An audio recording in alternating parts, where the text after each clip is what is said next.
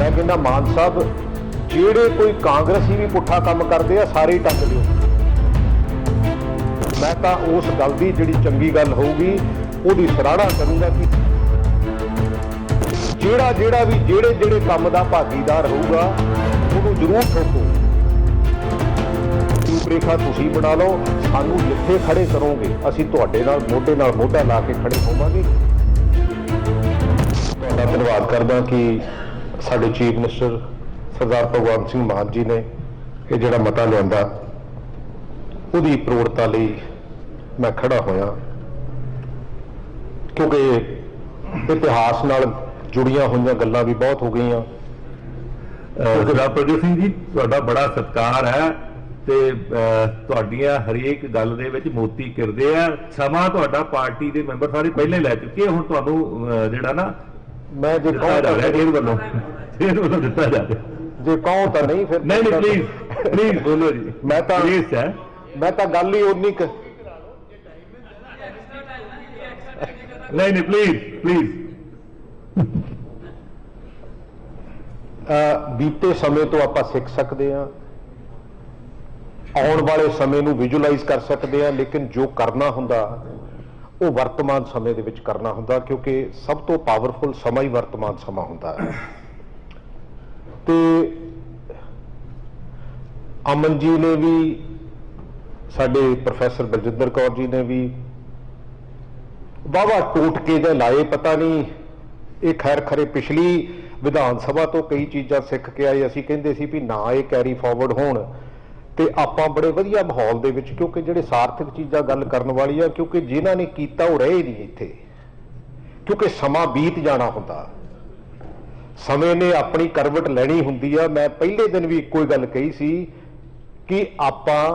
सारे जिहड़े अज दी गल कर लईए, क्योंकि मान साहब कोल बहुती जिहड़े आ वो लाइबिलिटी नहीं हैगी, सारे एसेट ही है, क्योंकि अज शुरू होनी आ। तो स्पीकर साहब एक गल मैं जरूर तुहानू बेनती करनी चाहना, क्योंकि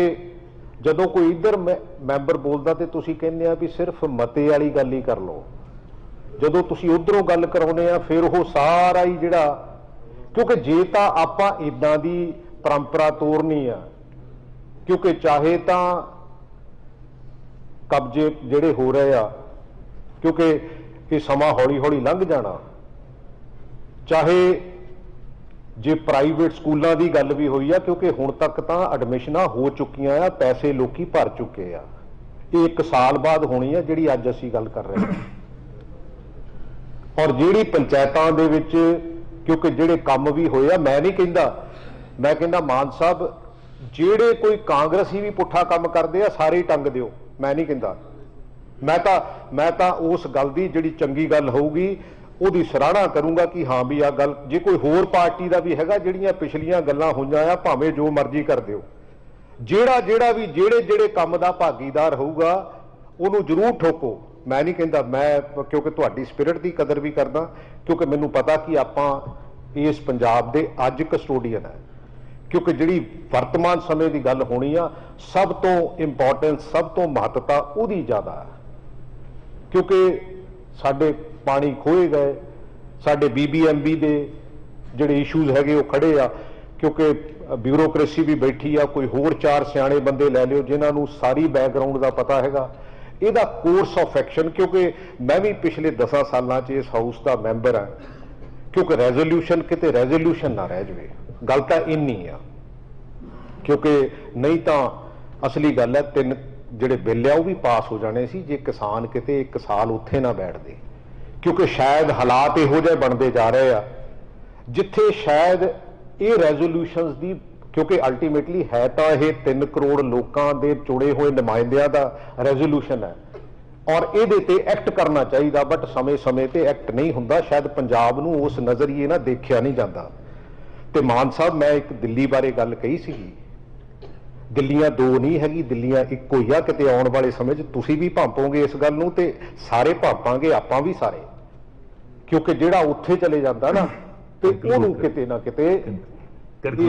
इस गल दी मैं तो कनकलूड ही कर लगा भी आपां सारे ਇਸ ਗੱਲ ਤੇ ਪਹਿਰਾ ਦੇ ਲਈਏ, ਰੂਪਰੇਖਾ ਤੁਸੀਂ ਬਣਾ ਲਓ, ਸਾਨੂੰ ਜਿੱਥੇ ਖੜੇ ਕਰੋਗੇ ਅਸੀਂ ਤੁਹਾਡੇ ਨਾਲ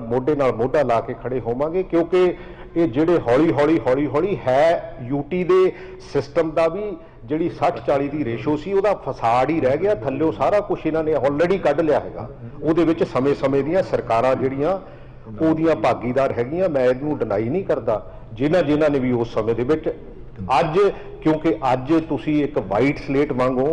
ਤੇ ਇਹਦੇ ਤੇ ਜਿਹੜੀ ਵੀ ਅੱਜ ਉਕਰਨੀ ਚੀਜ਼ ਆ ਉਹ ਅਲਟੀਮੇਟਲੀ ਕੱਲ ਨੂੰ ਤੁਸੀਂ ਵੀ ਉਹਦੇ ਇਹੀ ਜਵਾਬ ਦੇ ਹੋਣਾ। ਸੋ ਮੇਰੀ ਤਾਂ ਇੰਨੀ ਬੇਨਤੀ ਆ ਵੀ ਆਪਾਂ ਸਾਰੇ ਜਣੇ ਰਲ ਕੇ ਇਸ ਪੰਜਾਬ ਦੀ ਜਿਹੜੀ ਇਹ ਸਮੱਸਿਆ ਹੈਗੀ ਆ, ਕੋਈ ਬਹੁਤ ਗੰਭੀਰ ਸਮੱਸਿਆ, ਕਿਉਂਕਿ ਬਾਜਵਾ ਸਾਹਿਬ ਨੇ ਵੀ ਕਿਹਾ, ਕਿਉਂਕਿ ਆਉਣ ਵਾਲੇ ਸਮੇਂ ਤੇ ਪਾਣੀਆਂ ਦੀ ਗੱਲ ਵੀ ਹੋਣੀ ਆ, ਤੇ ਦਿੱਲੀ ਨੇ ਜਿਹੜਾ ਸੁਪਰੀਮ ਕੋਰਟ ਦੇ ਵਿੱਚ ਐਫੀਡੇਵਿਟ ਦਿੱਤਾ, ਤੁਸੀਂ ਕਿੱਧਰ ਜਾ ਕੇ ਖੜੇ ਹੋਣਾ, ਕਿਉਂਕਿ ਮੈਨੂੰ ਵੀ ਪਤਾ, ਕਿਉਂਕਿ ਅਮਨ ਜੀ ਤੁਹਾਡੀ ਤਕਲੀਫ ਦਾ ਵੀ ਮੈਨੂੰ ਥੋੜਾ ਜਿਹਾ ਕਿਤੇ ਨਾ ਕਿਤੇ ਅਹਿਸਾਸ ਹੈਗਾ। ਸੋ ਇਸ ਕਰਕੇ ਆਪਾਂ ਸਾਰੇ ਜਣੇ ਚੰਗੇ ਮਾਹੌਲ ਨੂੰ ਚੰਗੀ ਗਾਂ ਤੋਰੀਏ। Thank you very much.